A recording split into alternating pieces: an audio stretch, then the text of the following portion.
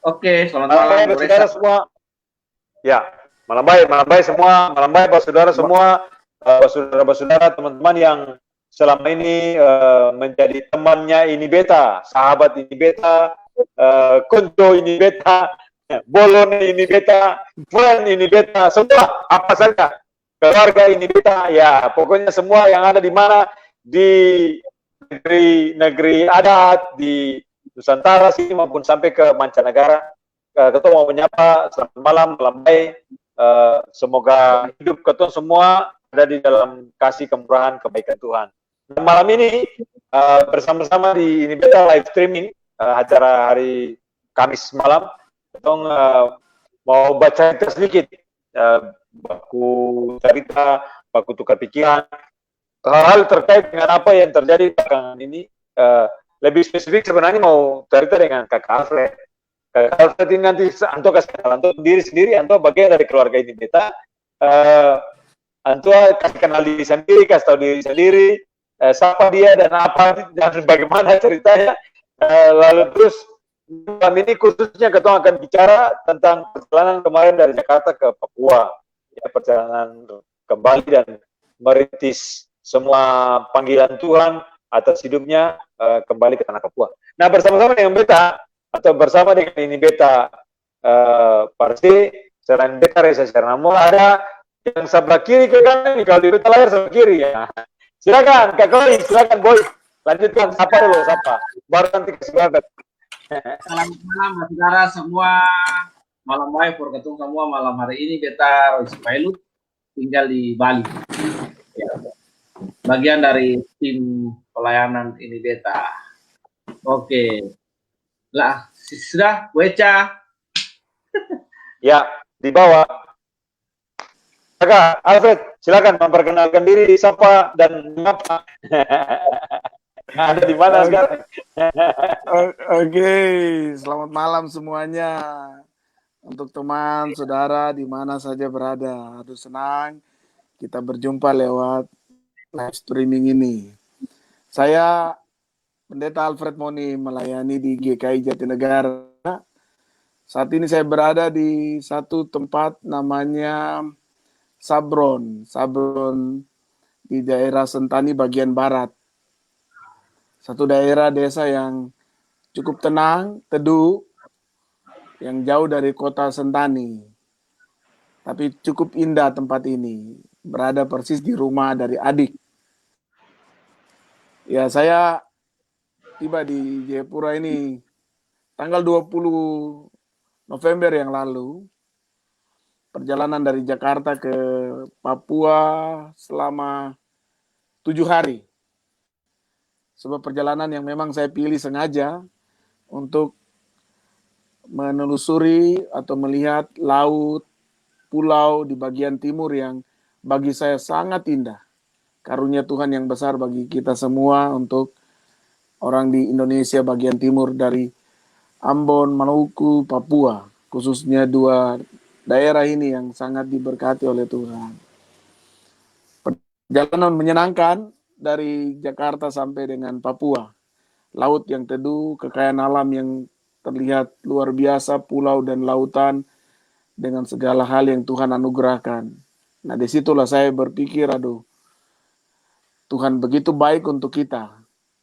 Bagi saudara-saudara kita semua yang ada di Ambon, Maluku, dan Papua. Dalam perjalanan ini ada hal-hal yang indah, menarik. Pertama mengenai rapid test. Rupanya saya menemukan bahwa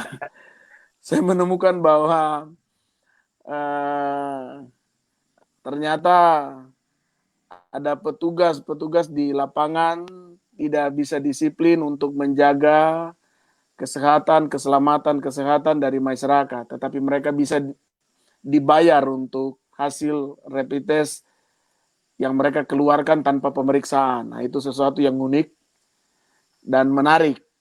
Kalau pemerintah memandang bahwa kesehatan masyarakat lebih penting dan harus dijaga dalam masa pandemik ini, tetapi terjadi kebocoran di lapangan oleh tangan pemerintah sendiri yang menjadi ujung tombak dari gerakan untuk menjaga, meningkatkan kesehatan masyarakat khusus dalam hal pandemik COVID-19 ini. Dan saya temukan itu di Surabaya. Penumpang yang naik, saya tanya hasil tesnya, kata dia saya cukup bayar Rp150.000 kepada petugas di pelabuhan dan bisa masuk. Dan lucunya mereka juga tidak punya surat SKM, surat keluar masuk Papua, tapi bisa juga dikerjasama dengan ABK di dalam kapal untuk bisa mengadakan hal itu dan mereka tiba di Papua dengan hasil yang tidak ilmiah secara medis. Tapi itulah mentalitas yang ada di daerah kita. Lalu yang kedua juga hal yang membuat saya sempat meneteskan air mata adalah waktu kami tiba di Makassar jam 6 hari Minggu, jam 24 waktu Indonesia Tengah harus berangkat. Dan di situ saya melihat hasil alam, daun bawang, mangga, sayur mayur itu dimuat di dalam kapal dan disimpan di dek 6, dek 5 yang tidak dipakai oleh penumpang. Dan barang-barang itu dimuat untuk dikirim ke Papua. Saya sempat berpikir, apakah tanah Papua demikian tandus sampai harus mengimpor daun bawang itu, harus mengimpor cabai, harus mengimpor buah mangga. Dan saya berpikir ini ada sebuah kesalahan yang terjadi. Berarti dana Otsus yang sudah makan puluhan tahun, ada hal yang salah, sehingga harusnya hasil-hasil bumi itu tidak perlu didatangkan dari luar, cukup dari daerah Indonesia, dari Papua, di sini saja bisa untuk menghidupinya, tetapi kenyataannya seperti ini. Berarti ada problem. Hal itu saya temukan juga. Dan bagi saya ini hal yang cukup menarik, pemerintah daerah harus terbuka melihat. Kalau tidak, ini adalah tanda-tanda yang kurang baik bagi kebangunan ekonomi, kesejahteraan masyarakat di daerah Papua. Dan gereja juga harus terbuka melihat bahwa langkah-langkah seperti ini harus dibantu oleh gereja di Papua terhadap pemerintah daerah supaya ekonomi masyarakat bisa ditingkatkan dari hal-hal tersebut. Bila gereja juga diam-diam saja tidak memikirkan sisi ekonomi masyarakat, jemaatnya, maka bisa jadi rakyatnya yang hidup di tanah yang kaya, subur, semuanya bisa diadakan, makin lama miskin, marginal, dan akan tergusur dari pentas perjuangan atau persaingan ini. Nah, itu yang saya temukan.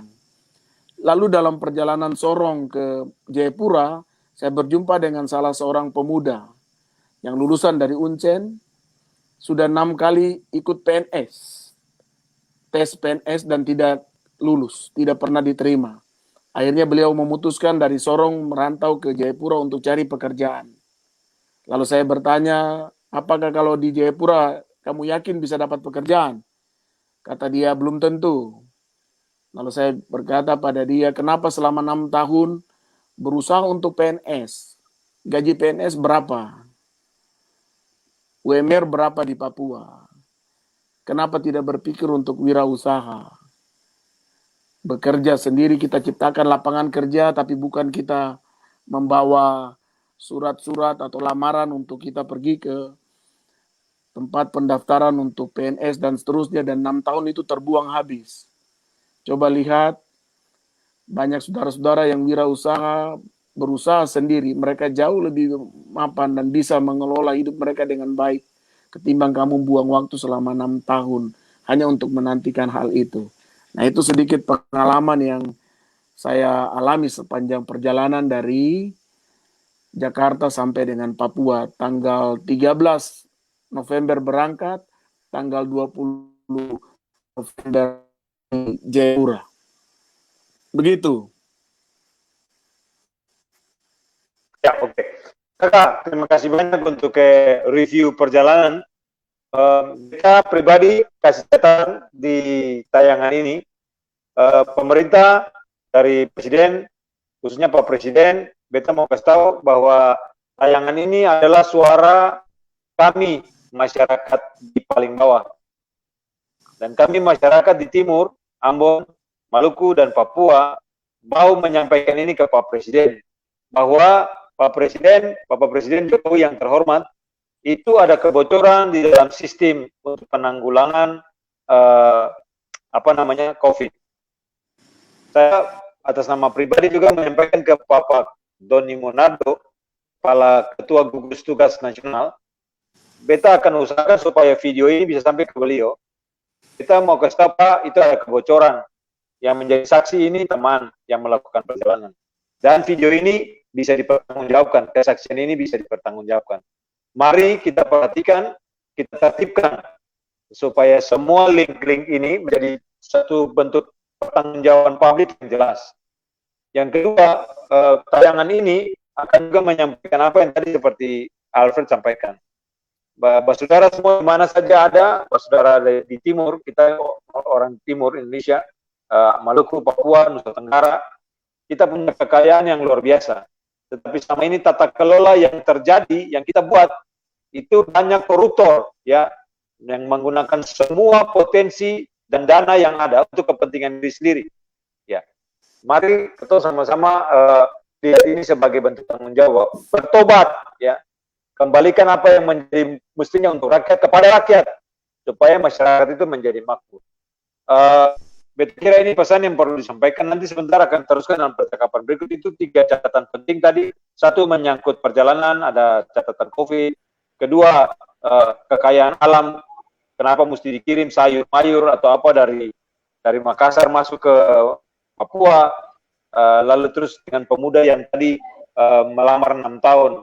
Beta kira bukan cuma soal pemuda 6 tahun melamar jadi PNS, Alfred. Banyak anak-anak kita juga melamar jadi tentara, jadi polisi, jadi aparat.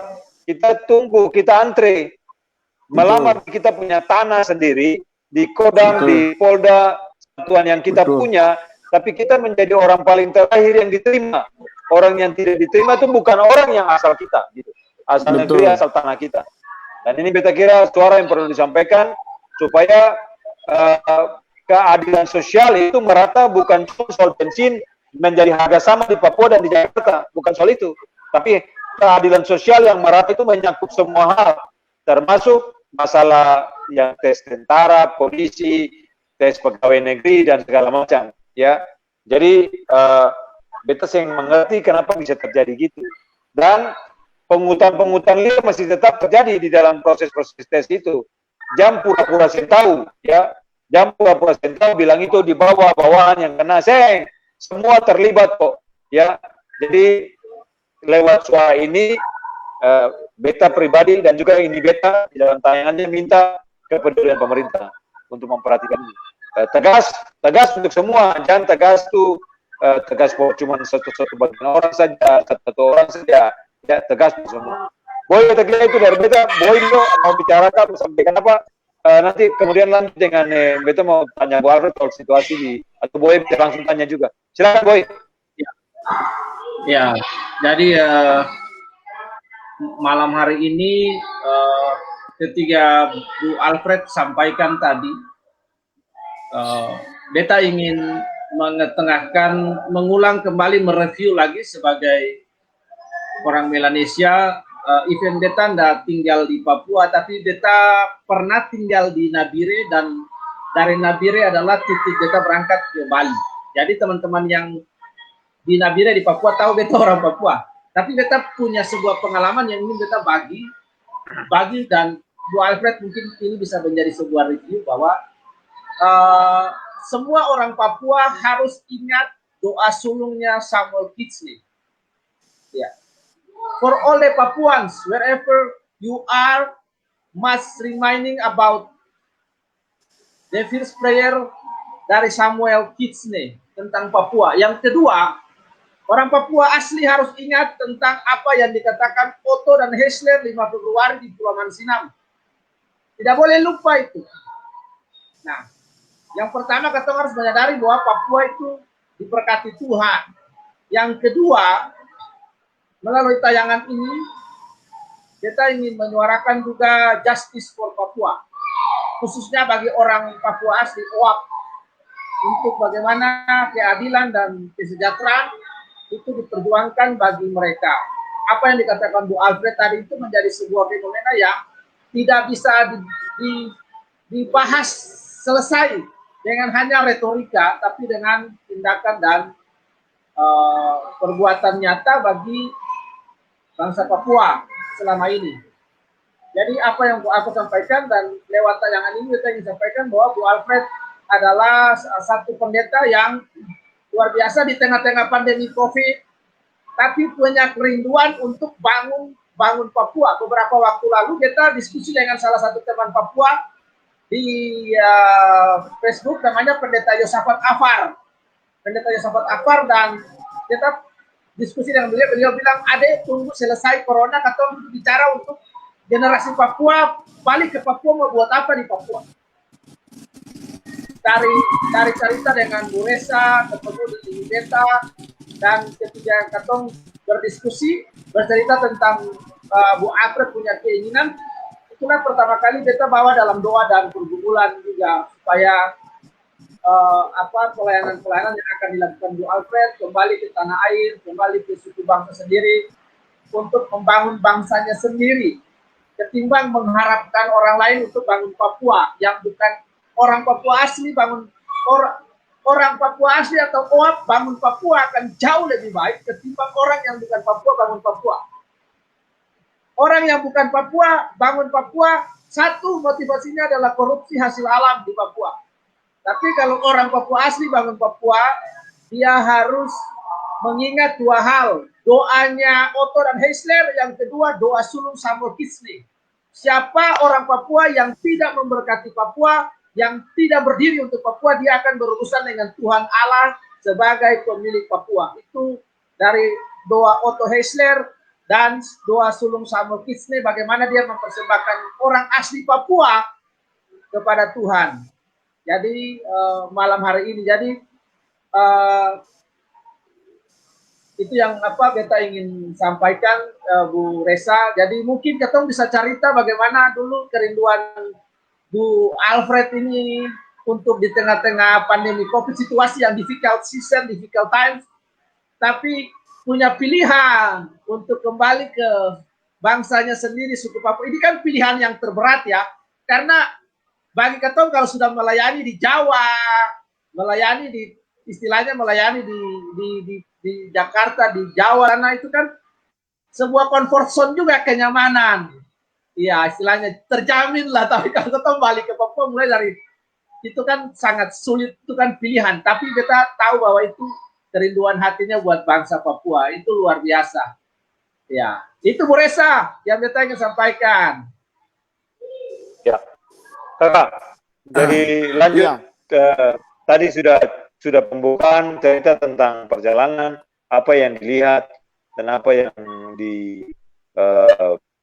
direfleksikan.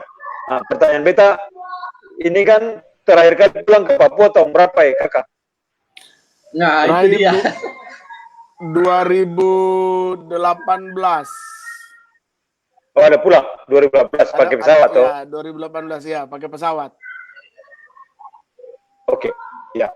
Sekarang pulang lagi 2020. Nah, pertanyaan Beta tuh simpel aja.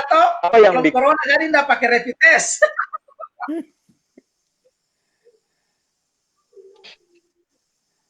Apa yang bikin mau pulang sekarang, Alfred? Cerita sedikit tentang kerinduan sekarang mau pulang. Nanti ketemu cerita soal lingkungan di sana, situasi beberapa hari yang kau lihat. Ya, apa yang mau bikin mau pulang? Yang pertama adalah hati yang terpanggil. Hati yang terpanggil. Nah, kenapa hati ini terpanggil? Hati ini terpanggil Hati ini terpanggil ketika memahami saudara-saudara, masyarakat, famili, keluarga, seluruh orang yang ada di tanah Papua adalah bagian bersama dengan diri saya yang harus sama-sama bangkit. Saya tidak bisa hanya mengembangkan diri sendiri, berjuang untuk diri sendiri, maju sendiri, bisa capai sesuatu sendiri. Kita melayani pulau dibanding Papua. Saya tidak mau itu yang terjadi. Karena itu saya ingin sekali berada bersama-sama, maju bersama, menangis bersama, tua bersama, sakit bersama, beban bersama, kita pikul bersama. Dua itu yang menggeloraku. Sehingga saya berpikir tidak boleh saya sendiri dalam egoisme saya untuk kemudian merasa kenyamanan yang saya dapati pada bagian sebagai berkat saja. Tapi itu juga ujian dari Tuhan untuk memimpin saya agar bisa sama-sama dengan saudara-saudara yang datang mata saya sendiri melihat bagaimana hidup begitu susah, untuk makan saya tidak gampang dan terus berjuang. Nah, saya ingin bersama-sama dengan saudara-saudara saya sendiri, masyarakat saya sendiri, mau berjuang bersama. Jiwa itu yang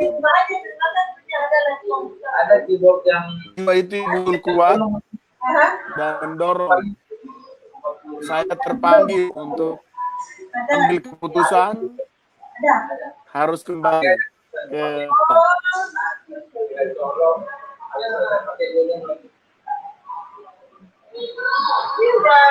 Oke, Kakak. Tahun 2009, 11 tahun. Beta suara dengar nih? jelas.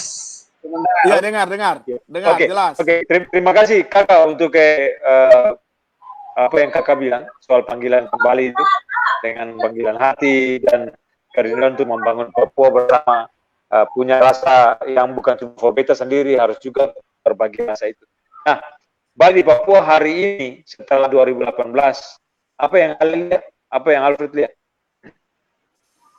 Ya, pertama yang saya lihat dalam kesedihan saya, yaitu saya tidak menemukan semacam yang tadi kita bicara di awal, katakanlah instansi peternakan, perikanan, perkebunan, kehutanan, dan berbagai instansi lain punya data yang kuat, mendata di setiap kabupaten atau kecamatan atau desa atau kampung, berapa masyarakat yang memelihara ternak ayam, ternak babi, sendiri atau didukung pemerintah. Data itu kurang terpublikasikan.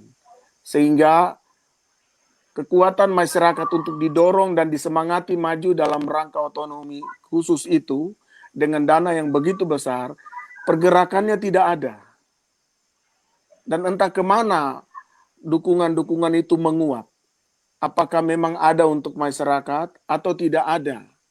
Karena pada kenyataannya yang saya lihat saat ini, tetap susah, tetap bergumul, tetap menderita di tempat di mana tanah itu diberkati oleh Tuhan lewat Otto dan Geisler dalam doa mereka, tapi juga dengan kekayaan yang ada belum terjamah dengan baik, belum terasa dengan baik. Itu yang saya lihat. Hal itu adalah hal yang pertama. Yang kedua saya lihat memang disiplin atau komitmen atau tekad atau visi yang jelas dari pemimpin daerah. Contoh, tahun depan akan ada PON di Papua. PON ini momentum yang harusnya dipakai oleh Kabupaten Jayapura dan sekitarnya, bagaimana memberdayakan masyarakat, menyambut satu peristiwa baik bagi masyarakat Papua, khusus di Sentani, di Jayapura dan berbagai tempat, agar momen ini bisa dipakai untuk mengangkat kehidupan ekonomi mereka dan menciptakan kreativitas yang baik. Sampai hari ini saya belum menemukan kesiapan itu dengan baik.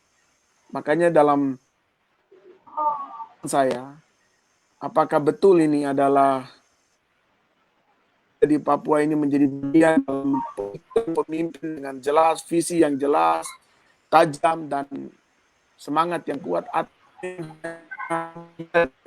dari tahun ke tahun, dan membiarkan tanda petik masyarakat itu, ya sudah, kamu hidup, saya terberkati atau saya lebih maju, Anda ya begitu saja. Pemikiran tentang diri sendiri, egoisme masih ada. Hal itu yang saya rasakan.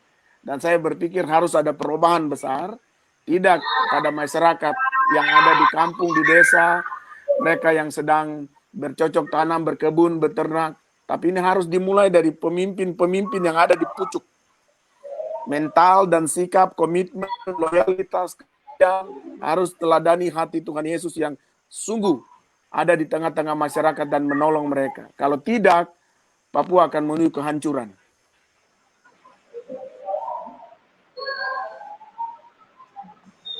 Baik.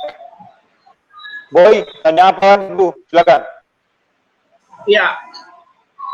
Nah, apa yang sudah disampaikan Bu Alfred tadi itu sebenarnya mewakili suara hati orang Papua asli atau OAP ya.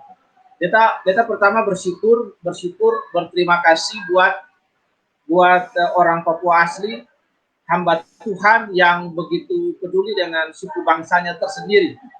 Nah, suku bangsa tersendiri biasanya sih kalau orang yang sudah melayani di luar daerahnya dia rasa nyaman dengan situasi, dengan pelayanan yang sekarang. Sudahlah, ada banyak orang yang mungkin bisa urus Papua. Tapi kita ingin tanya Bu Alfred, nanti kira-kira kembali ke Papua ini rencana seperti apa untuk bangun Papua ke depan dengan kendala dan kondisi yang tadi dikemukakan. Kita catat yang pertama, dana otsus belum terlalu berdampak karena memang dana otsus ini cukup besar, tapi secara signifikan kita belum melihat akselerasi dari pemakaian dana otsus itu muaranya kemana dalam bentuk nyata di lapangan ya.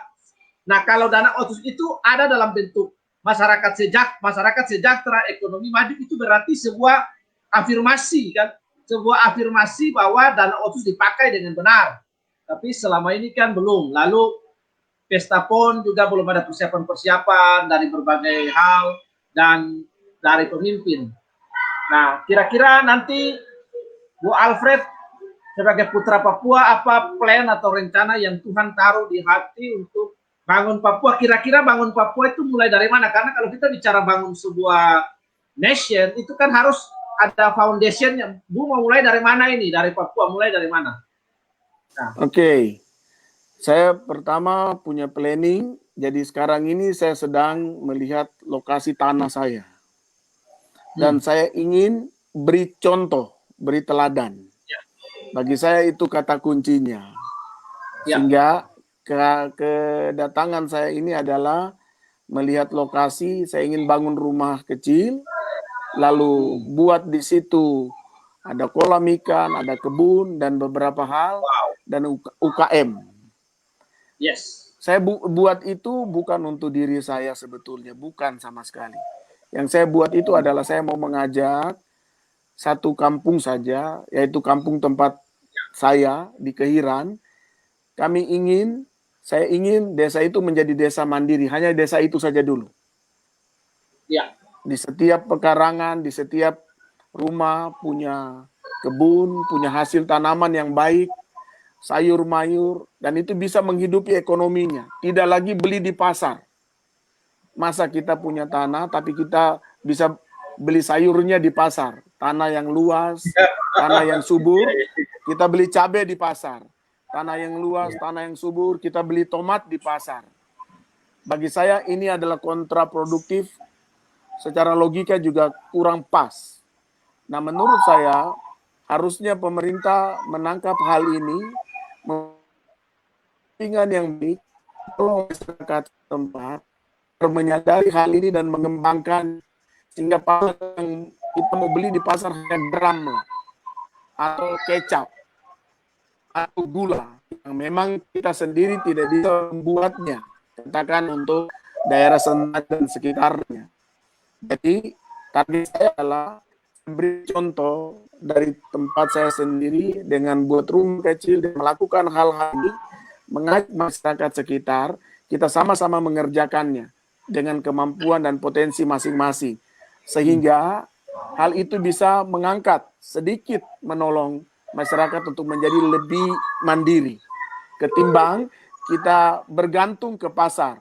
Uang yang kita belanjakan di pasar itu bisa disimpan atau bisa dialokasikan kepada hal yang lain. Nah, ini target-target yang ingin saya lakukan dari awal. Kecil, tapi berdampak untuk satu kampung saja, Jud. Ya. Baik, begitu Pak. Bung. Iya. Wah, Bu Resa ini luar biasa. Ini mimpi yang luar biasa. Mulai dari hal yang kecil ini. Mimpi seperti ini harus kita doakan bersama. Kita support dengan link dan lain sebagainya. Kira-kira begitu, Bu Resa? Ya, Alfred. Jadi Ya. pulang ada planning, ya ada kurang lebih mau bikin apa. Pertanyaan kita bukan pertanyaan sebenarnya, ini pernyataan.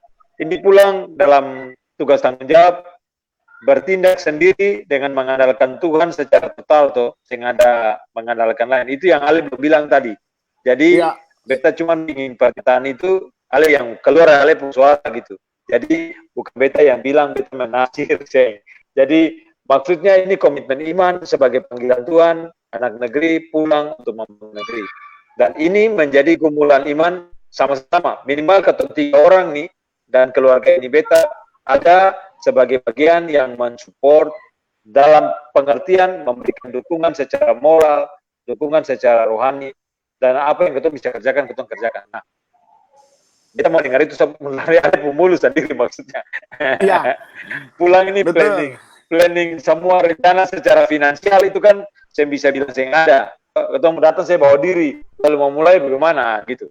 Ini perlu memberikan wawasan kepada semua orang bahwa panggilan itu kalau dari Tuhan, ya kita mengerjakannya dengan semua pertolongan yang dari Tuhan. Kira-kira gitu Kakak, silakan lanjut. Betul. Jadi awal mula memang sebelum saya datang kali ini ada beberapa dukungan atau beberapa lembaga yang saya pikir bisa menjadi bagian di mana saya pakai perahu itu agar bisa sampai di kampung halaman dan dengan perahu itu bisa bersama-sama akan sesuatu. Tapi dalam kenyataan perjalanan saya melihat bukan perahu itu yang harus saya pakai. Perahu saya sendiri dengan mengandalkan Tuhan, datang dengan komitmen yang kuat, Tuhan pasti memberkati. Tidak boleh takut, tidak boleh ragu, tidak boleh kecewa. Amin. Tantangan, tapi maju terus. Jadi betul kedatangan saya ini dengan modal iman dan modal keyakinan mental yang kuat, dengan etos kerja yang tinggi dan harus capai. Dan saya yakin akan terwujud. Amin. Dan satu waktu Amin. Papua akan berubah dengan mental dan jiwa yang seperti ini. Dan banyak orang tidak saja di Papua, di Ambon Maluku, di Nusa Tenggara Timur, kita punya mental yang kuat. Dan saya pikir kalau kita punya mental seperti ini, kita pelihara dan kita tularkan, maka dalam jangka waktu yang tidak terlalu lama ada perubahan-perubahan yang kita akan lihat untuk masyarakat dan diri kita sendiri bersama dengan saudara-saudara di tanah asal kita. Oke, Kakak, terima kasih untuk pernyataannya, terima kasih untuk ceritanya. Ini nanti rencana berapa lama di Papua untuk waktu pertama kali ini datang? Di Papua rencana selama 1 bulan. Selama 1 bulan ini, dan saya sudah langsung datang dan kerjakan dan sudah kelihatan dampak yang baik. Dan ada dukungan dari keluarga, dari teman-teman, mereka support, bagus kita bisa sama-sama saling bahu-membahu. Ada hal positif itu yang saya tangkap. Jiwanya sudah saya tangkap, dan juga saya sedang dukung beberapa orang yang bisa langsung maju secara ekonomi. Meskipun saya belum ini, saya dukung, saya support, saya berikan apa yang bisa saya berikan, uang yang saya bawa dengan yang seadanya saya bantu supaya bisa maju. Ya. Oke. Boy, silakan Boy. Ya, ini sebuah awalan yang bagus dengan sebuah visi yang besar. Beta bersyukur sekali karena visinya dimulai dari satu desa dulu, dari sebuah komunitas kecil. Jadi visinya nggak, orang bilang nggak terlalu retoris begitu, tapi visinya dengan yang dimulai dari hal yang kecil dulu itu yang luar biasa, dari kampungnya sendiri untuk masyarakat Papua, nanti sampai dia jadi besar. Jadi ini sebuah sebuah contoh yang baik bagaimana seorang putra Papua kembali dan mulai membangun Papua itu dari lingkup masyarakat Papua. Ini yang luar biasa. Jadi dari mulai dari sesuatu yang besar, dan memang hal yang paling luar biasa itu adalah dimulai dengan UKM masyarakat Papua. Nah, UKM ini kan perlu diberdaya gunakan juga. Ya, kita berdoa sehingga suatu saat UKM yang dikelola Bung Alfred juga bisa menyerap dana aspirasi untuk dana otsus yang cukup besar itu untuk kesejahteraan masyarakat Papua, khususnya mengedukasi. Ya, luar biasa. Nah, ini mimpi ini katong gugurkan bersama-sama, katong doakan bersama-sama sehingga apa yang mulai itu boleh menjadi memprovokasi orang yang lain juga, memprovokasi orang Papua yang lain yang tinggal di sana jauh untuk kembali ke Papua. Ayo kembali ke Papua, kembali ke timur, bangun timur bersama-sama. Iya. Nah, itu Reza. Boy, beta kira beta susah ada pertanyaan yang lain karena memang planningnya adalah melihat semua apa yang mulai mau dilakukan oleh Bu Alfred, lalu rencana-rencana tadi sudah disampaikan, semua apa yang dilakukan 1 bulan nanti kembali. Satu pertanyaan terakhir, Fred. Ya. Setelah 1 bulan ini kembali, lalu rencana balik lagi untuk mengatur segala sesuatu, istilahnya stay untuk terus melakukan semua apa yang mau dikerjakan, itu dalam pikiran, dalam rencana kira-kira mau mulai kapan, Alfred? Ya, saya rencana balik setelah pertengahan Desember nanti, setelah Natalan selesai, rencana saya akan datang sekitar bulan Februari lagi. Februari saya balik. Keluarga lengkap ya, Bu? Keluarga, istri, anak nanti nyusul sekitar bulan Juli. Jadi saya datang, mengerjakan, menyiapkan semuanya, dan langsung berkolaborasi dengan masyarakat, ke saudara-saudara di masyarakat ini, lingkungan, ajak mereka bersama-sama, langsung melakukannya. Jadi untuk kali ini, hanya mempersiapkan lahan semua, dan minggu besok sudah kami mulai babat rente semua. Untuk lokasi yang saya akan siapkan, bulan Februari sudah mulai dengan kegiatannya langsung. Februari 2021. Baik. Ya. Baik, Kakak. Terima kasih. Beta kira beta sudah sampai di pertanyaan utamanya, Boy. Maksudnya dengan semua apa yang kita rencanakan bicarakan. Kalau Boy ada pertanyaan satu lagi, dua pertanyaan lagi, silakan Boy.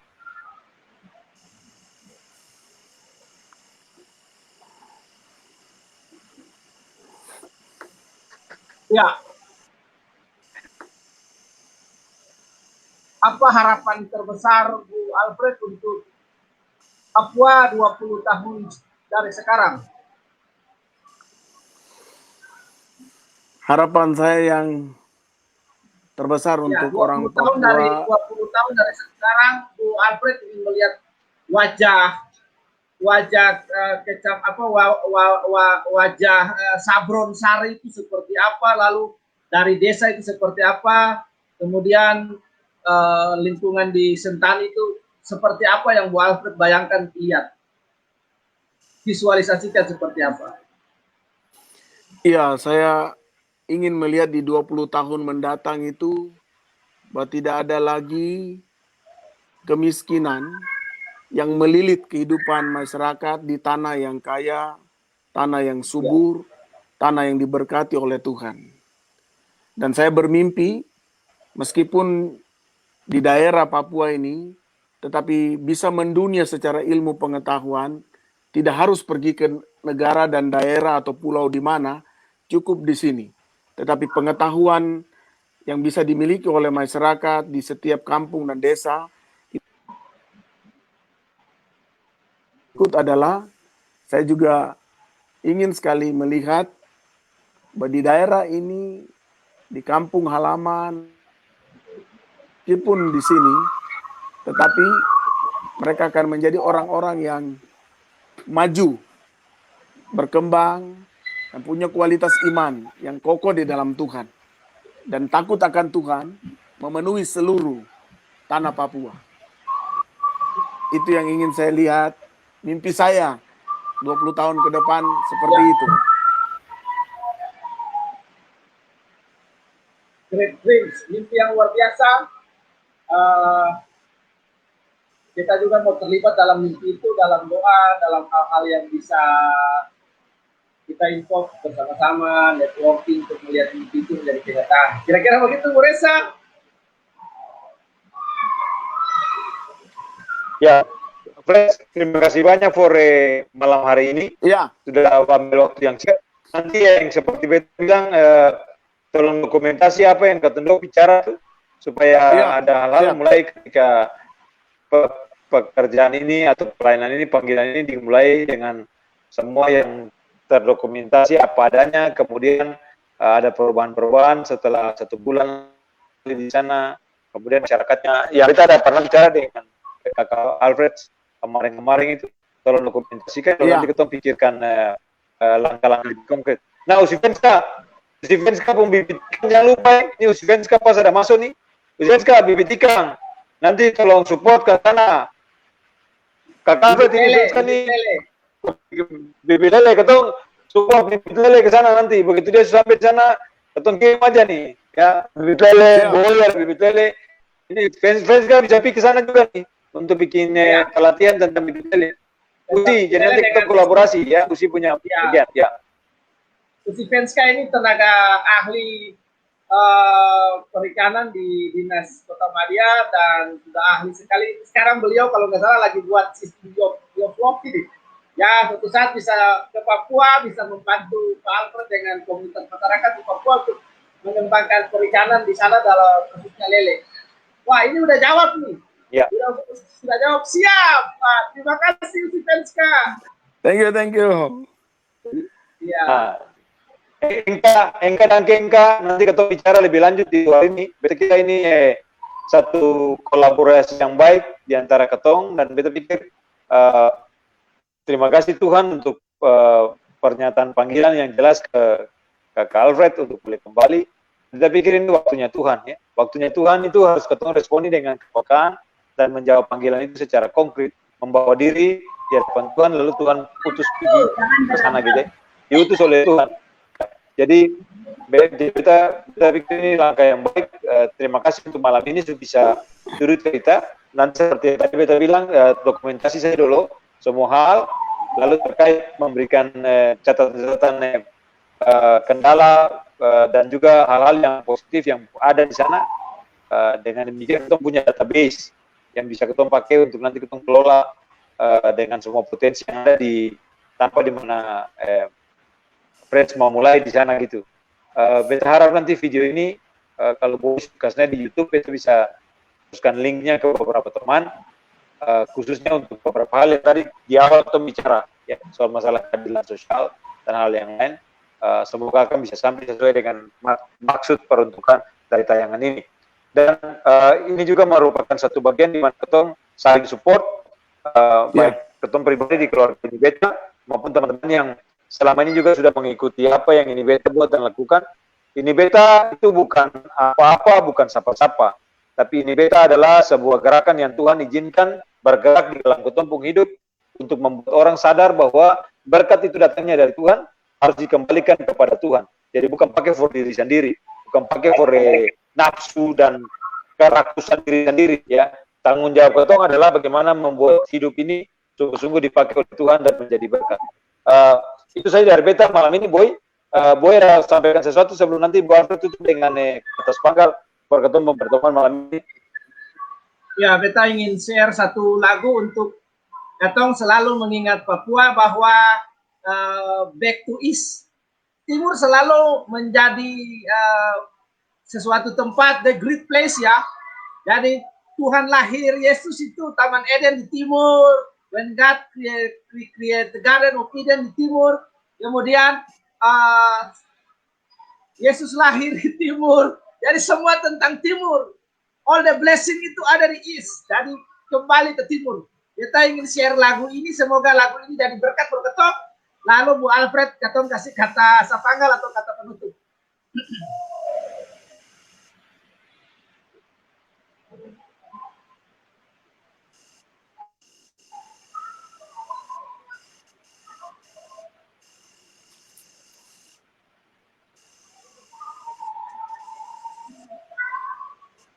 Lagu ini liriknya sangat luar biasa sekali.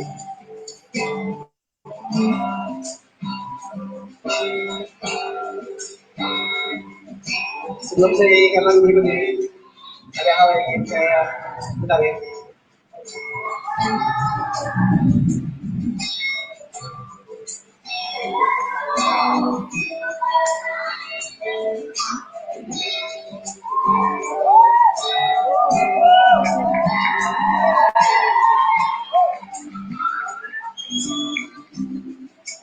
You know, when you're talking about East of Indonesia, ya,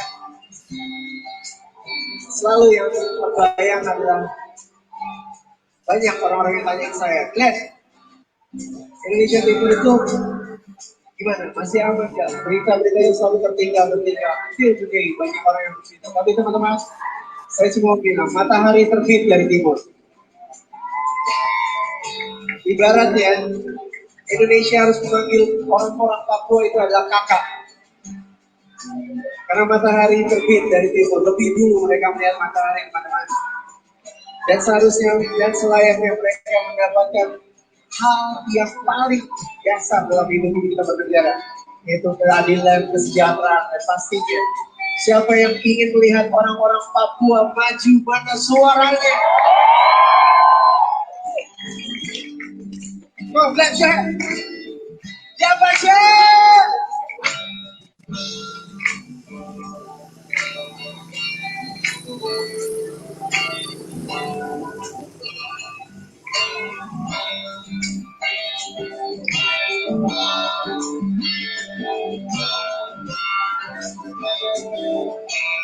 Like, thank you so much, like.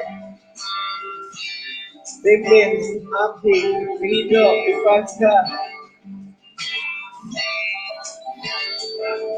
Kakak, thank you so much untuk lagu ini. Aku gak perlu uang ribuan, yang aku mau uang merah cepetan. Aku gak butuh kedudukan, yang penting bersih adalah bentuk badan. Asal ada babe untuk dipakai. Asal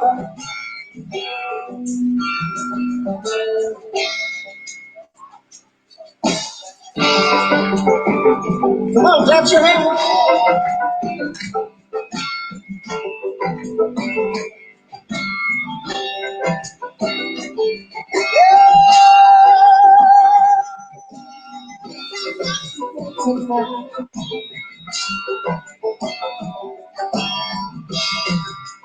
Aku gak ngerti, gak banyak tambah.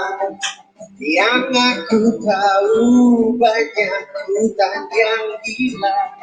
Aku gak peduli banyak nada sumpah. Kita orang ini dianggap terbelakang.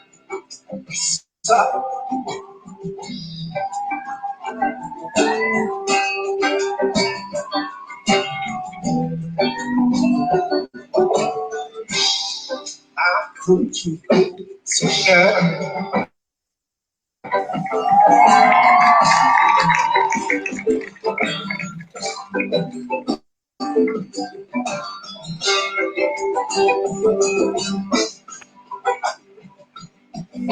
Teman-teman, Saya emosional bukan karena saya sedih. No.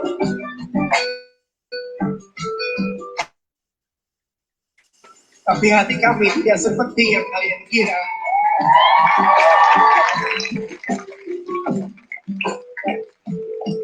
Come on, clap your hands. Everybody go Papua, come on.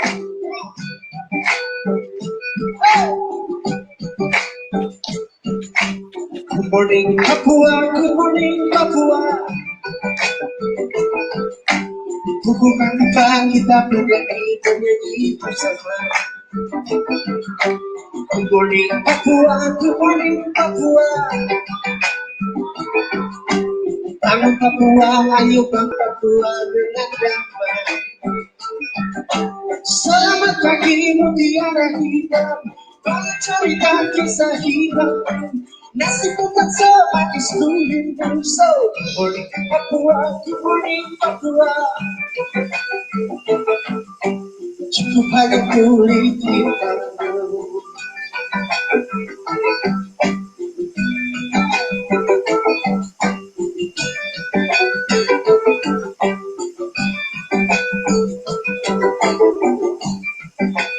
Aku gak perlu uang ribuan, yang aku mau uang merah cepetan. Aku gak butuh keturunan, yang penting bersih adalah hati makan. Asal ada babi untuk dimakan, asal banyak bumi untuk rumah.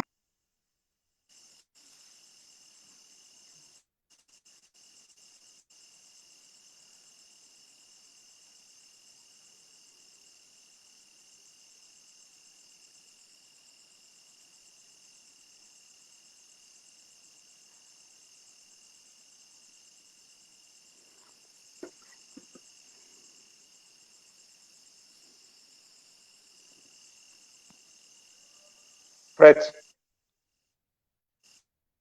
kakak masih dengar tuh? Oh, ya. Kakak dengar beta suara tuh? Itu Boy lagi out sebentar. Kalau Boy out tuh berarti suara Glenn juga. Iya. Ah, Boy masuk ya.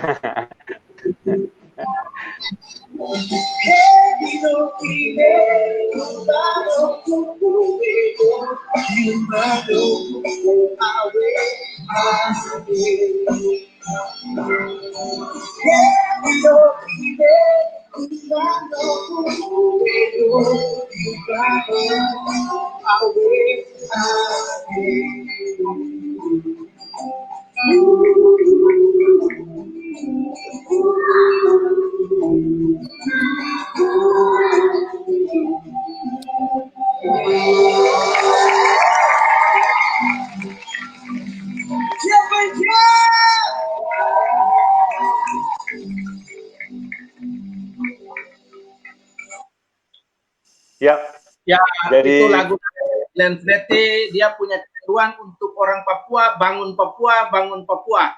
Luar biasa. Sekalipun dia sudah bersama Bapak di surga, tapi kecintaannya kepada Papua sangat luar biasa.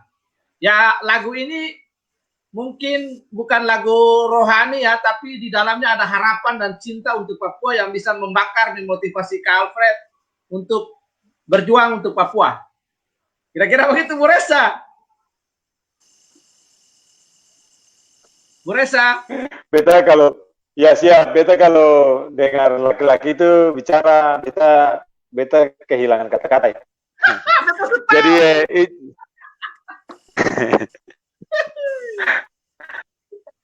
itu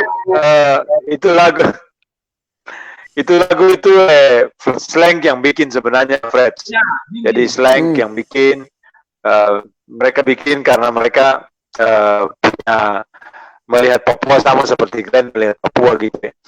Dan sebenarnya kalimat terakhir yang kita ingat betul salah satu percakapan dengan Glenn Bu Glenn itu adalah Bu, kita mau tutup beta pun konser 25 tahun itu di Ambon.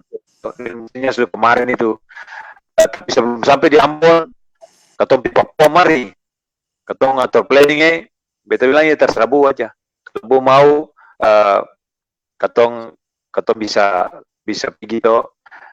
Ternyata mimpi itu kan sampai sekarang pasti sudah terjadi. Dia punya sebuah kerinduan yang besar sampai di tanah Papua gitu. Jadi ada hal yang memang menjadi sebuah niatan, tapi memang Tuhan pun rencana lain nih terhadap hidup.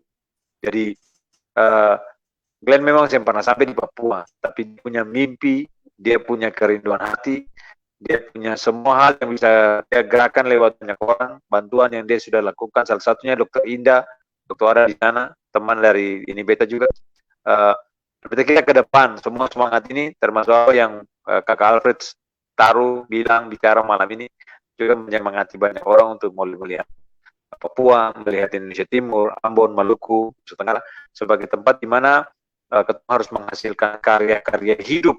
Ya, kita bilang karya-karya hidup itu maksudnya karya yang menghidupkan, ya, menghidupkan berkat, potensi dan semua yang Tuhan sudah taruh sebagai anugerah atas kawasan Timur yang begitu kaya-kaya. Beta kira itu beta pun kata sepakat terakhir dari beta. Semoga ketemu punya tayangan dan percakapan lewat ini beta boleh terus menginspirasi dan menjadi berkat. Silakan Boy, sebelum nanti Bu Alfred kata sepanggal terakhir. Ya, beta bersyukur sekali, proudly lah, bangga dengan Bu Alfred satu untuk memenuhi. Beta tadi rangkum apa yang Bu Alfred sampaikan. Poin pertama adalah dia punya hati untuk kembali ke Papua. Karena beta lihat ada banyak saudara-saudara kita dari Indonesia Timur, bukan saja Papua, Ambon, NTT, Maluku, kalau sudah ada di tanah rantau, itu lagu Ambon bilang kasih ingatan tuh, jangan lupa Nona Kawaya. Itu kadang-kadang kalau sampai di sana surasa nyaman dengan berbagai fasilitas, dorang lupa sekali untuk bangun. Nah, beta sampai hari ini juga dalam pergumulan juga untuk kembali ke timur, cuman karena untuk mau pulang tahun depan ini, akhir tahun kemarin mau pulang dengan adik juga untuk sekaligus lihat rumah, lihat beberapa hal, tapi karena koronces. Nah, beta sudah sempat utarakan dengan Bu Resa lah. Keinginan itu ya nanti akan termanifestasi dalam bentuk lagu kayaknya. Ya itu. Tapi ya beta salut beta dengan tidak gampang, tidak mudah untuk seorang pelayan yang sudah ada di kota besar pulang ke kampung bersama dengan istri dan anak-anak untuk memulai dari nol. Beta bangga luar biasa. Dan untuk kembali bangun Papua. Dan untuk itu beta pertama mendedikasikan beta pun diri, beta support yang pertama dalam doa. Beta bawa dalam doa. Semoga Tuhan membuka networking, Tuhan membuka jalan untuk bagaimana kita membangun dari timur. Jadi segala sesuatu itu selalu dari timur dimulainya. Jadi apa yang Bu Alfred lakukan sudah paling tepat.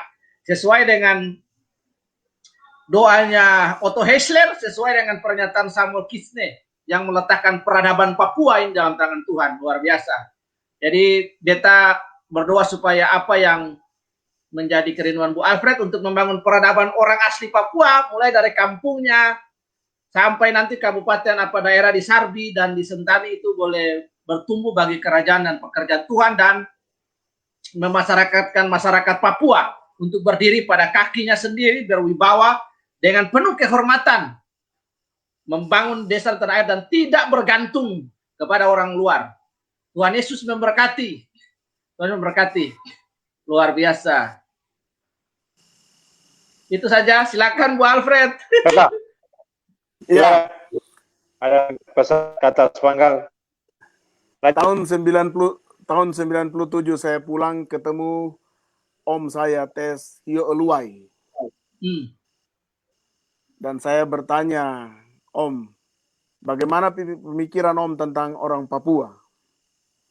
Lalu beliau memegang Alkitab di tangan kanan Ya. dan berkata kepada saya, ini Alkitab ini bicara tentang kasih Allah. Semua orang yang ada di tanah Papua, rambut keriting, rambut lurus, kulit terang, kulit gelap, mata blo, mata sipit, semuanya adalah orang Papua. Mantap. Kau harus cintai mereka, kau harus kasihi mereka, sebagaimana Kristus Yesus mengasihi mereka dan Om punya hati seperti itu. Karena itu, malam ini saya mau berkata bahwa semua saudara siapapun yang ada di tanah Papua, kita adalah orang Papua, mari kita bersama bergandengan tangan, kita bersatu, dan kita bisa mewujudkan cita-cita yang mulia dari Tuhan bagi tanah Papua bersama dengan semua orang yang ada. Kita pasti bisa, dan Tuhan sudah taruh talenta itu. Hati. Mantap. Ya, kembali kepada rekan studio di Airlow. Terima kasih Fritz untuk malam ini. Saudara semua, Tuhan panggil kita untuk maksud dan tujuan Tuhan, ya, untuk maksud dan tujuan Tuhan yang mulia. Jangan sia-siakan waktu hidup kita hanya untuk mengejar atau memuaskan nafsu pribadi kita. Jangan. Pakai waktu dan kesempatan yang Tuhan taruh untuk kita boleh hidup memuliakan Tuhan, menjadi berkat bagi sesama. Pernyataan Alfred tadi di terakhir itu jadi dorongan bagi kita semua. Allah mengasihi kita, tidak pernah pandang warna kulit, mata besar kecil, rambu karibo atau rambu lurus. Tuhan taruh kita untuk mengerjakan maksud Tuhan mulia itu. Mari sama-sama bergandengan tangan. Papua bisa, Maluku bisa, Nusa Tenggara bisa, Katorang semua bisa. Tidak ada yang bisa dilakukan di dalam Tuhan. Tuhan memberkati ketong semua, Tuhan menyatukan ketong hati, dan pakai ketong menjadi alat berkat untuk kemuliaan firman Tuhan. Ini Beta, Reza Remual, Boy, silakan lanjut.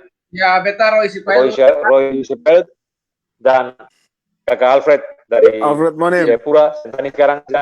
Ya, selamat malam. Tuhan Yesus memberkati semua. Tuhan Yesus memberkati. Berkat.